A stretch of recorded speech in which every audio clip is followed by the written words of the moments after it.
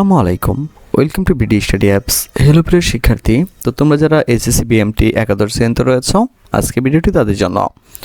তো আজকে আমাদের টপিক নাম্বার হচ্ছে, এটা হচ্ছে তোমাদের 5 নাম্বার আইটেম। তো আমি তোমাদেরকে সবার আগে সেই আইটেমগুলো শেখাবো যে আইটেমগুলো খুবই সহজ এবং যেখান থেকে তুমি খুব বেশি নাম্বার নিতে পারবে।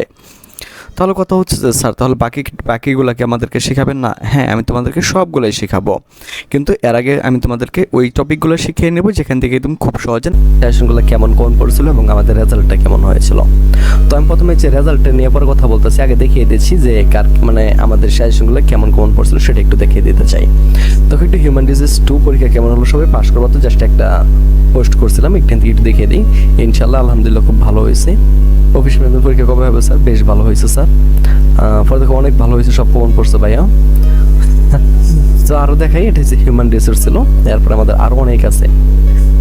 আরো দেখাই আমরা ব্যবসায়িক সংগঠন পরীক্ষা কেমন হয়েছে সবার, এখান থেকে একটু দেখাই। দেখো আলহামদুলিল্লাহ এ প্লাস স্যার, আলহামদুলিল্লাহ ভালো হয়েছে, ভালো আলহামদুলিল্লাহ 100% কমন, আলহামদুলিল্লাহ ভালো হয়েছে, শতভাগ কমন পড়ছে, ইনশাল্লাহ স্যার অনেক ভালো হয়েছে। তো এরকম দেখো শত কমেন্ট আছে, ঠিক আছে, শত কমেন্ট আছে। তাই তোমাদেরকে আরো দেখাই, আর মজা পাবে। দেখো মার্কেটিং নীতি ও প্রয়োগ 2 এই পরীক্ষা কেমন হয়েছে, আমি প্রশ্ন করেছিলাম ওদেরকে। তো তোমাদেরকে একটু কমেন্টটা দেখে দেখো, ইনশাল্লাহ এ প্লাস পাবো স্যার, এতে 100% কমন, আলহামদুলিল্লাহ।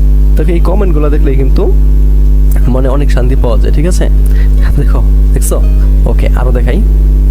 এগুলো ক্লাস নিয়েছিলাম আমাদের নতুন ব্যাচ চলছে, ওইখানে তোমরা চাইলে অ্যাডমিশন নিতে পারবা। তা আমি আরো দেখাই, আরো আছে, অনেক আছে। তারপর দেখো ইংরেজি পরীক্ষা কেমন হলো, সবাই পাস করবা তো? একটু দেখো, মজা পাইবা। স্যার 35 থেকে 40 পাবো ইনশাল্লাহ, আলহামদুলিল্লাহ খুব ভালো হয়েছে স্যার, শুক্রিয়া ভাইজান, আলহামদুলিল্লাহ।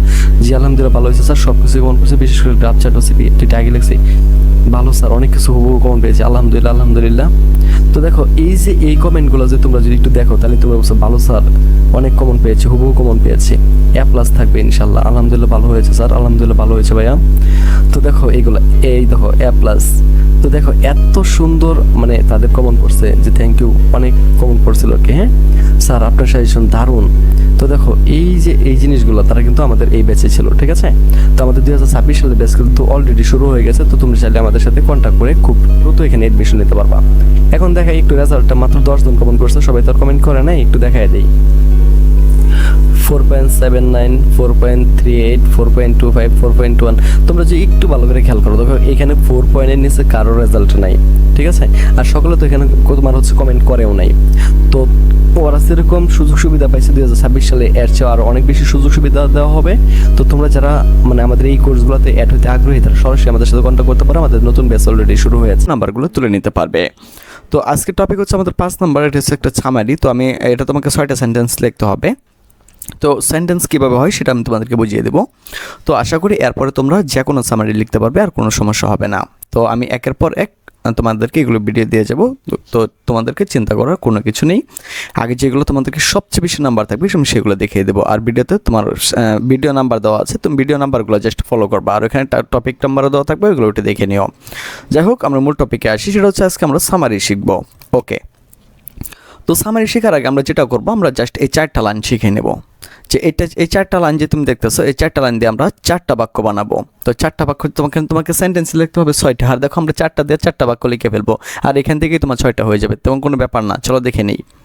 তো প্রথমে লিখবো আমরা the passage is written about, অর্থাৎ এই গল্পটা লেখা হয়েছে। আমরা এতটুকু শিখবো। প্রথমে আমরা এটা শিখবো, the passage is written about, অর্থাৎ লিখে আমরা যেটা লিখবো, প্যাসেজটি কী সম্পর্কে লেখা হয়েছে তা লিখে দেব।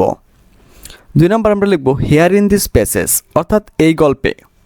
তারপর আমরা যেটা করব, আমরা যে লিখলাম যে the passage written about it, কী সম্পর্কে লেখা হয়েছে, আমরা ওটা লিখবো। আর লেখার পরে কি আমরা আরেকটি বাক্য লিখে ফেলবো, ওই লাইনটার পরে যে লাইনটা আছে আমরা ওই লাইনটা লিখে দেবো, তাহলে কিন্তু আমাদের 2টা বাক্য হয়ে গেল। তারপর লিখবো আমরা হিয়ার ইন দিস প্যাসেজ, এই গল্পে, ঠিক আছে। গুরুত্বপূর্ণ আমরা দেখবো যে গুরুত্বপূর্ণ কোথায় কি আছে, মাঝামাঝি থেকে একটা লাইন উঠিয়ে দেবো। এরপরে কি আমি তোমাদেরকে দেখিয়ে দেবো, এরপর কি আমরা একটি লাইন উঠিয়ে দেবো, এখানে 2টি লাইন উঠাবো না, কারণ এখানে কিন্তু আমাদেরকে 6টা বাক্য লিখতে বলা হবে। গত বছর কিন্তু এরকম ছিল না, কিন্তু এই বছর তারা নিয়ম করেছে যে 6টা বাক্য লিখতে হবে। ওকে, পর আমরা লিখবো actually we see in this passage, মূলত আমরা এই গল্পে দেখতে পাই। তারপর আমরা কি করবো, মাঝামাঝি হতে গুরুত্বপূর্ণ একটি লাইন উঠিয়ে দেবো। তো এটা আমি কীভাবে দেখাবো, সেটাও আমি তোমাদেরকে দেখিয়ে দেবো। তারপর আমরা সর্বশেষ লিখবো so it is very important that, এটা খুব গুরুত্বপূর্ণের বিষয় যে তারপরে কি আমরা একটা লাইন উঠিয়ে দেবো, তাহলে কিন্তু আমাদের এখানে 5-6টা লাইন হয়ে যাচ্ছে। তো একটু দেখাও, আমরা একটু দেখে নিই। তো আমরা যদি খেয়াল করি, তো এই যে গল্পটা যা আছে এই গল্পটা তোমাদের থাকবে হচ্ছে এই যে এই গল্পটা 3 নাম্বারের পরেই তোমাদের গল্পটা থাকবে, ঠিক আছে।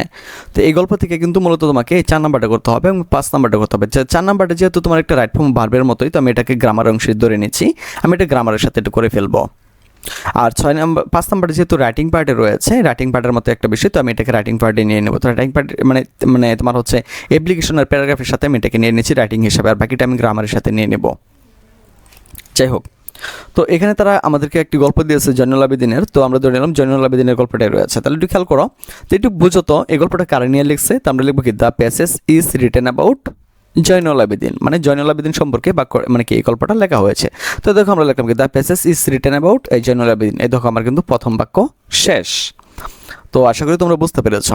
ওকে, তারপরে তুমি যদি আরো সুন্দরভাবে লিখতে চাও তাহলে পরের লাইন লিখে ফেলো যে হেয়ার ইন দিস প্যাসেজ, এই গল্পে, মানে এই গল্পে আমরা দেখতে পাই দেখুন কত কিছু রয়েছে।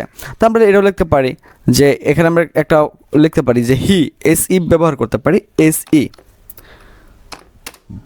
তাহলে হি ওয়াজ ব্রন এট, এই যে আমরা লিখতে পারি যে শুধু কিছু ছিল না, শুধু ছিল দেখো ট্যালেন্ট ওয়াজ ব্রন, হ্যাঁ আমরা ব্যবহার করতেছি কি SE, হি। তাহলে হি ওয়াজ ব্রন দেখো at village Kishoreganj on December 1914 সালে কী করেছিল, ওইখানে জন্মগ্রহণ করেছিল। তো আমি দেখো আমি এতটুকু মুছে দিচ্ছি, ওকে এতটুকু মুছে দিয়ে দেখো আমি এতটুকু দিয়ে দিলাম। এই দেখো আমাদের কিন্তু 2টা বাক্য হয়ে গেল। তো এই যে এন থেকে শুনো, মানে তোমার এন থেকে এই যে ফুল স্টপ পর্যন্ত একটা বাক্য, আবার এন থেকে এই ফুল স্টপ পর্যন্ত একটা বাক্য। এখন আমরা যেটা করবো, আমরা পরের লাইনটা নিয়ে নিই যে actually we see in this passage, আমরা এই গল্পে মূলত দেখতে পারি যে, হ্যাঁ তো এখানে অনেকভাবে নিতে পারি। তো আমরা এখানে এইভাবে দিতে পারি যে হি গ্রাজুয়েট ফ্রম কলেজ ইন এত থেকে এত ফার্স্ট ক্লাস পর্যন্ত, তোমার ইচ্ছা মতন সুন্দর একটা দিয়ে দিতে পারো, একটা লাইন দিয়ে দিতে পারো, তাহলে হয়ে গেল আর কিছু না। বা তুমি এখান থেকে দিতে পারো যে ইন 1948 মানে সে কী করছিল, প্রিন্সিপাল হয়েছিল কোথাকার, ঢাকা আর্ট ইনস্টিটিউটে, ঠিক না। তো আমরা এটা এখানে দিয়ে দেবো। তো আমি এই যে actually which in this passage যেটা আছে এই দেখো এটা এখানে দেওয়া আছে, হ্যাঁ আমরা শুধু কী করবো, এই প্যাসেজের পরে এখানে এই দেখো ইনটা কিন্তু বড় হাতে রয়েছে, আমরা এখানে ছোট হাতের বাক্য ব্যবহার করবো, মানে যেহেতু প্রথমে বড় হাতের করে ফেলছি। তো এন থেকে এই পর্যন্ত দেখো এটা কিন্তু একটা বাক্য হয়ে গেল। তাহলে কয়টা হইলো, 1 2 3টা না। আচ্ছা, এরপর আমাদেরকে আরও একটা বাক্য নিতে হবে। তো পরে দেখো আমরা নিয়ে নিতেছি যে so it is a very important that, তো তুমি যদি এভাবে লিখতে পারো স্যার এত খুশি হবে, বুঝছো, স্যারে কিন্তু নিজেও ধরতে পারবে না যে তুমি এগুলো এইভাবে গুছিয়ে লিখছো। আর এগুলো কিন্তু তোমার নিজের থেকে বাক্য দিয়ে লিখতে হবে। তো আমি কিন্তু এই যেগুলো কিন্তু নিজে থেকে বাক্য দিয়ে তুমি লিখতেছো, জাস্ট একটু মিলাই দিবা খালি, তাহলে লিখবো।